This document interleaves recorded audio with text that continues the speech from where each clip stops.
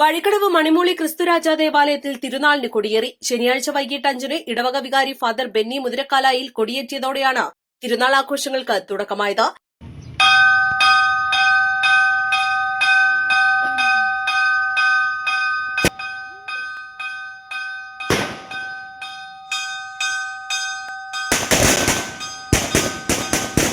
ഇടവക ജനങ്ങൾക്കും സന്യസ്തർക്കുമൊപ്പം അസിസ്റ്റന്റ് വികാരി ഫാദർ ജെറിൻ പൊയ്കയിൽ, ഫാദർ പീറ്റർ വെള്ളറ എന്നീ വൈദികർ സന്നിധരായിരുന്നു.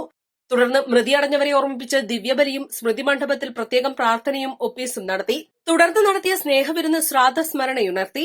ഈ മാസം 27 വരെയാണ് തിരുനാൾ ആഘോഷ പരിപാടികൾ നടക്കുന്നത്.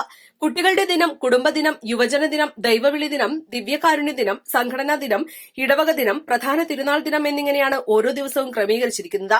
കുട്ടികളുടെ പ്രദക്ഷിണം, ദിവ്യകാരുണ്യ പ്രദക്ഷിണം, നഴ്സറി, സൺഡേ സ്കൂൾ, ഭക്തസംഘടനകൾ എന്നിവയുടെ കലാസന്ധ്യ എന്നിവയും വിവിധ ദിവസങ്ങളിൽ നടക്കും. 25-ന് മേളപ്പൊലിമയും വർണ്ണക്കാഴ്ചയും ഉണ്ടായിരിക്കും. സമാപന ദിവസം ആഘോഷമായ തിരുനാൾ റാസ, തിരുനാൾ പ്രദക്ഷിണം, കുർബാനയുടെ ആശീർവാദം, സ്നേഹവിരുന്ന്, രാത്രി 7-ന് അമ്പലപ്പുഴ സാരഥിയുടെ 2 ദിവസം ചിരിപ്പിക്കുന്ന ചിന്തകൾ എന്ന സാമൂഹ്യ നാടകം എന്നിവയും ഉണ്ടായിരിക്കും.